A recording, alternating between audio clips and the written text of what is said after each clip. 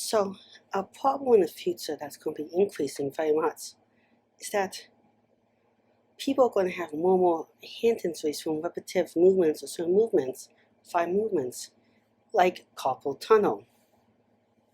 These are going to cause a whole wide range of problems, and beyond that, these problems will be more serious because they will get in the way more of typing and using buttons, stuff which is something that's becoming more and more important in our modern society. So here are some quick ideas I have to fix this problem. One of the ideas is to design a keyboard with the keys in more different locations that could lower the stress that leads to carpal tunnel and other related disorders. We don't fully understand what leads to these ones, so there might need to be more investigation on that end itself. Another problem with this design is you might have to learn a new keyboard layout. This might be advantageous to know if we teach very young children this, and we can teach them actually two different layouts, some kids, and that might be like learning another language almost, and maybe help their skills. And maybe we can also teach them a faster typing keyboard. There's also other designs for keyboards that might reduce it, such as bigger keys or keys more spread out or keys in a slightly different shape or slightly different configuration that it's not as radical of a redesign that I've previously mentioned. Another idea is to have this whole thing, to some extent, be voice controlled. Now, the nice thing about voice controlled ones is that we eliminate the need for keyboards totally. And the total elimination of the need for keyboards means no repetitive hand injury. Now, of course, there's many times where this might not work as well. Noisy environments, if you have a speech disorder, and so on. And some people with heavy accents. Now, could we also figure out maybe how to combine this in better ways? So you have voice control to give you little breaks in between typing and go back and forth? Maybe. To get the best of both worlds. So, yet another idea is to use AI and predictive models or smart models to predict what you want to do and stuff beforehand to reduce the amount of typing you actually need to do to accomplish a certain task or tasks.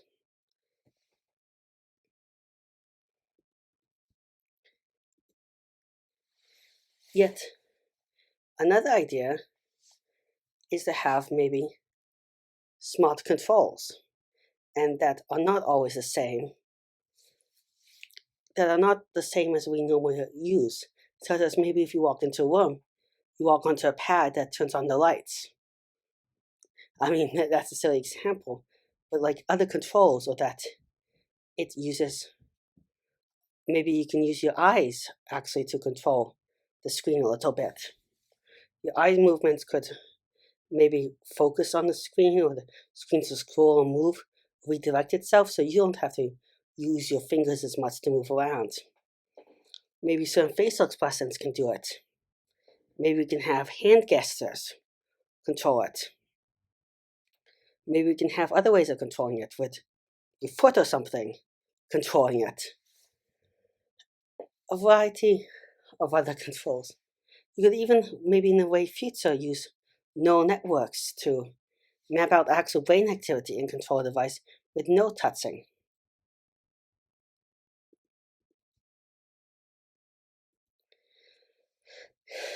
Yet another idea is to use other controls in general, from joysticks to steering wheel to trackpads to maybe also having touch screens and stuff, just to mix up the movements and what muscles are moving, so you're not using too much of the same muscles over and over again in a way that might be harmful.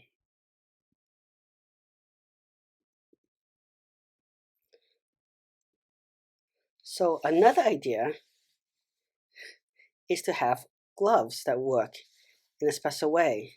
And these gloves could help provide compression, for example, And that compressant can help strengthen joints and also help with the distribution of liquid and in your body and reduce inflammation, so your fingers can last longer without getting hurt, kind of like a brace for your arm.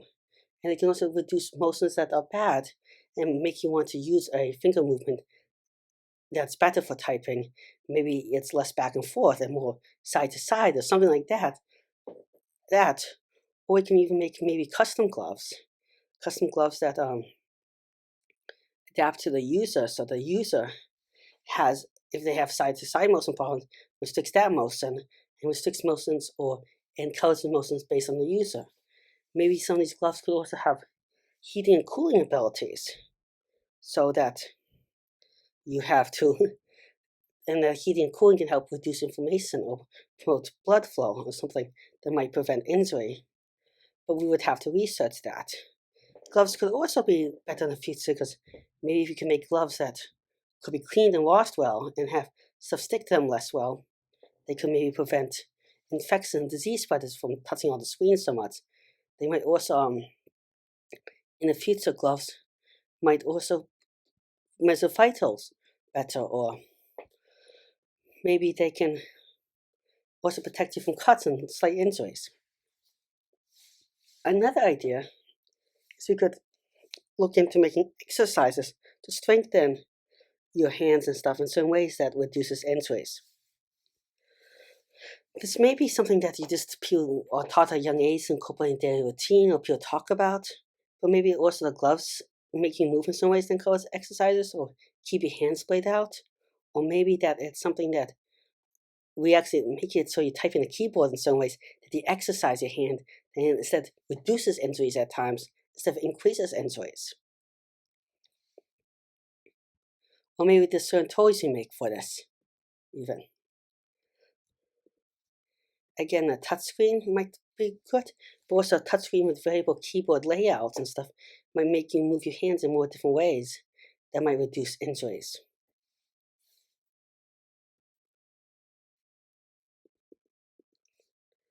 Another idea is to have it so you have a pen, and this pen could help in a variety of ways.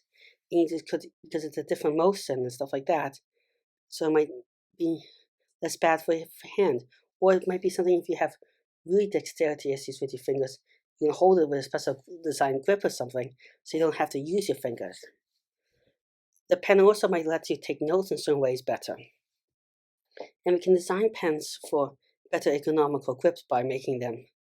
For example, triangle helps with better grips, larger pens, or a variety of other ways. And then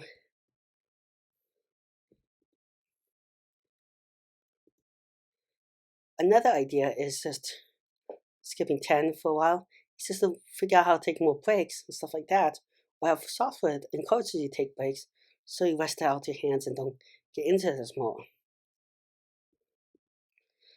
You could also hire maybe people to do certain tasks for you that have a better fitness level, so you don't have to type as much.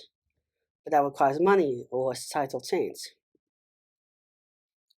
Another idea kind of is to have what I'm going to term a curved split keyboard. And this curved split keyboard could help in a variety of ways. Well, by a curved, I mean like a dome.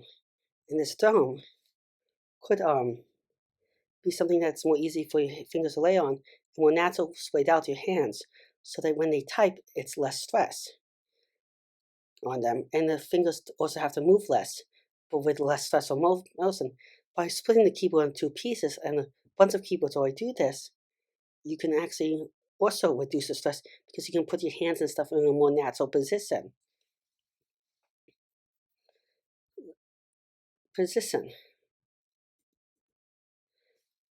And lastly, what you could do is you could have it so you have a bunch of sensors or AIs that look at other newer controls, such as the predictive or something, but also you could do stuff in the air and stuff like that, where it looks at it and you're doing hand gestures and you're typing on a virtual screen board and stuff that changes dynamically to really reduce injuries and give you more activation motion.